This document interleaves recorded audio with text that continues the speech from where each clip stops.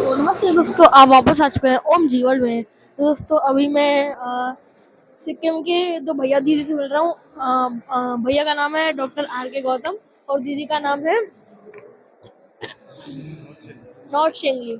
और ये दोनों भैया दीदी गैंगटॉक सिक्किम से हैं और भैया है Sikkim state council of science and technology. तो जो भैया और दीदी हैं वो अभी इनका जो प्रोजेक्ट चल रहा है और यहाँ पे क्यों आए हैं भैया दीदी हमें बताएंगे। तो भैया हाँ, आप हमें बताइए ये सब क्या है, या आपने वहाँ पे भी क्या क्या किया है, वहाँ पे भी कौन कौन से एक्सपेरिमेंट है, क्या क्या चल रहा है। हमारा इंस्टीट्यूट एक डीएसटी है, स्टेट गवर्नमेंट ऑफ सिक्किम के, ठीक है। और वो डीएसटी सिक्किम गवर्नमेंट के अंदर है। उसमें हम science and technology funded project करते हैं और वो गवर्नमेंट का इंस्टीट्यूशन है।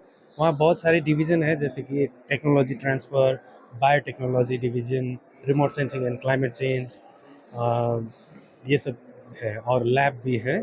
और हम ये यहाँ आए हैं आईआईएसएफ में, इंडियन इंटरनेशनल साइंस फेस्टिवल 2024 के लिए, और वह हमारे जो काम है वो शोकेस कर रहे हैं। और अब मैं दीदी से लूँगा। तो नमस्ते दीदी।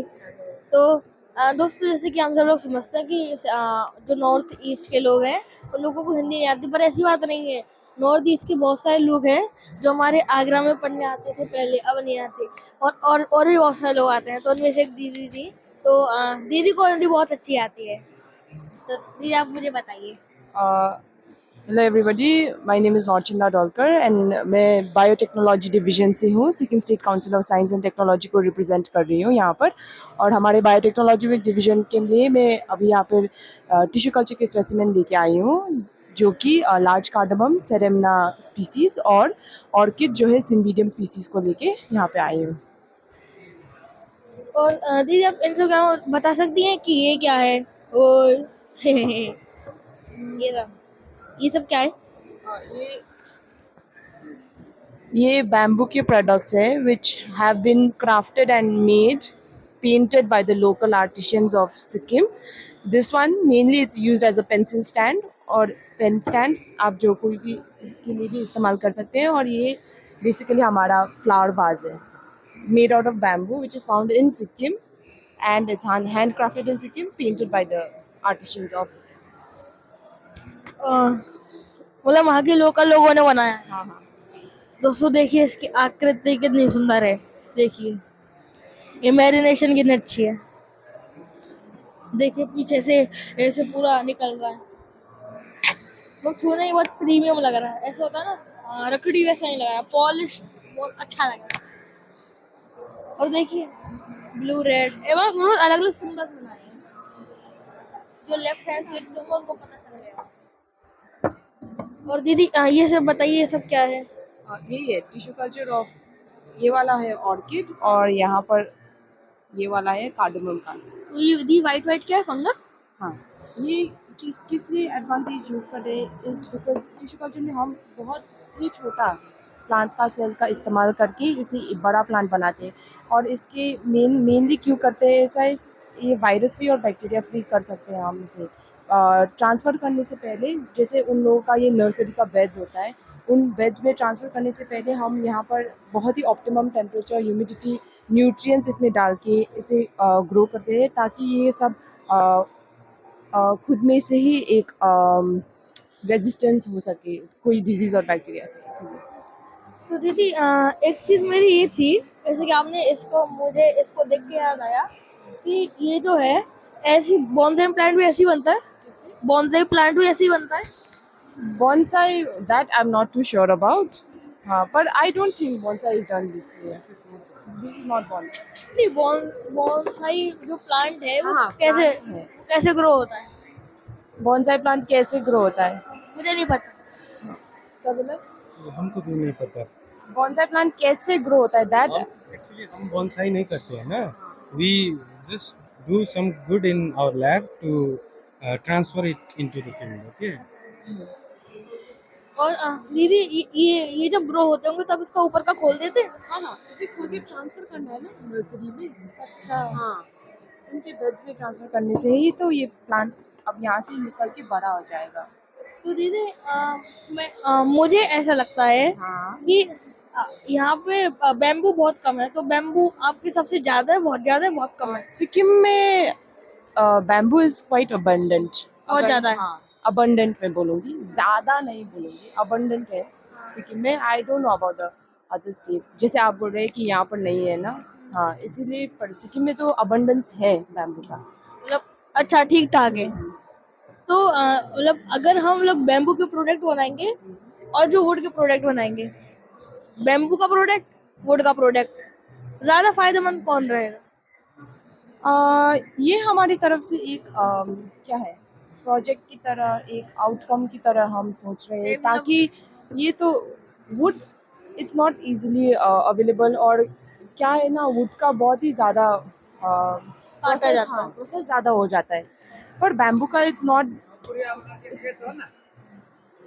पर बैम्बू का it's not like that, no. ये तो सिर्फ लोकल पीपल के लिए है, and for wood work you have to be very skilled, that I'll tell you. To make anything out of wood, you have to be very skilled in the work. But to do this, it just requires a certain amount of training, which is quite simple for the people, local people के लिए, ताकि वो अपने आप को sustain कर सकते हैं अपनी अपनी लाइवलीहुड के लिए ना। सो मेनली वही तो है, हमारा काम यही है कि हमारे लोकल पीपल को कैसे अपलिफ्ट करें, उनको कैसे सस्टेन कर सकते हैं अपने आप को। और दीदी मैं ये भी सोच रहा था, जैसे कि अभी अपने दिमाग में एक डिजाइन बना रहा था कि जैसे कि अगर हम वुड का कोई वो बनाएंगे, जैसे कि हम मानते हैं वुड की हमने एक डाइनिंग टेबल बनाई, तो उसमें हाँ वुड की बनाई, जैसे कि ये बनाई, तो उसमें दिमाग बहुत लग जाता है कि इसको काट के वहाँ कील ठोकनी है, वो करना है। तो बैम्बू का आसान है, बैम्बू का इतना बड़ा है, उसको ऊपर से काट एक के चीज ऐसे ये लगा भी दो। है हाँ। कि क्लाइमेट चेंज के पर्सपेक्टिव से, और सिक्किम में तो बैम्बो तो एविडेंटली ग्रो होता है और इजीली ग्रो होता है, ठीक है। लेकिन आपको वुड काटने के लिए परमिशन लेना पड़ता है गवर्नमेंट से, and it's not good for climate change too. Bamboo तो ऐसे ही ग्रो हो रहा है, so how we are making this product to fed the people, I mean to make their livelihood more easier, okay.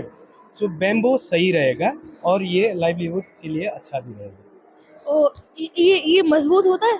मजबूत होता है।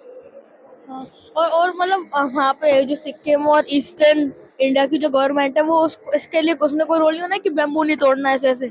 नहीं, क्योंकि मैंने ये बोला ना आपको कि ये एविडेंटली ग्रो होता है। जैसे कि वुड आपको एक वुड बड़ा होने में, एक ट्री बड़ा होने में बहुत टाइम लगता है, लेकिन बैम्बो को उतना टाइम नहीं लगता है। एक दो महीने में हो जाएगा? नहीं, एक दो महीने में नहीं होगा, 2-3 साल में होगा। लेकिन 2-3 साल में तो आपका प्लांट कितना होगा, छोटा ही होगा ना। हाँ, दैट इज द और ये थिंग। कितना हो जाता है? ये बड़ा हो जाता है। हाँ, 30 फुट? हाँ, 30 फुट? हाँ। दोस्तों जैसे कि आप देख सकते हैं, तो ये बैम्बू के प्रोडक्ट्स आपकी ऑर्गेनाइजेशन बनाती है? हमारी ऑर्गेनाइजेशंस नहीं बनाती है, हम डिफरेंट एनजीओ को देते हैं through projects, okay. Ministry of ये इन्वायरमेंटल साइंसेज डीएसटी फंड करती है, उसके थ्रू हम लोकल एनजीओ को देते हैं कि आप अपना लाइवलीहुड सुधारो, अच्छा बनाओ।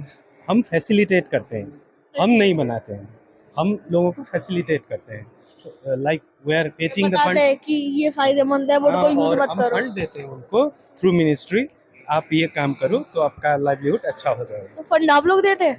Through ministry. अच्छा, मिनिस्ट्री लोगों को फंड देती है। दोस्तों जैसे कि आपने देखा कि जैसे कि ये एक वीडियो और है, उसमें मैंने बैम्बू के बारे में बताया कि बैम्बू के ऐसे प्रोडक्ट और अंकल ने दिखाए थे, जैसे कि नल दिखाए थे, इलेक्ट्रिक प्रोडक्ट दिखाए थे, और भी उन्होंने कैसे मंदिर भी दिखाया था, वही बैम्बू का बना हुआ था, छोटा सा था। तो दोस्तों मैं भी आपसे एक ही चीज़ कहना चाहूँगा कि जैसे कि हम सब लोगों को चैप्टर में अलग अलग चैप्टर में पढ़ा जाता है कि वुड को मत काटो, वुड को काटने से एनवायरनमेंट खराब होता है, और फिर हमें ऑक्सीजन नहीं मिलती, हमारी ओजोन लेयर फट जाती है, ये वो हमें बहुत कुछ पढ़ाया जाता है, ब्ला ब्ला।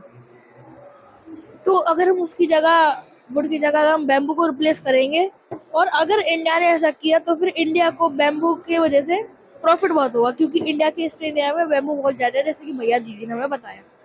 तो उसकी वजह से हो सकता है कि एक्सपोर्ट में इंडिया और आगे बढ़े। तो मैं तो यही कहूँगा कि आप लोग वुड को हटा के बैम्बू प्रोडक्ट का यूज़ करें। Thank you.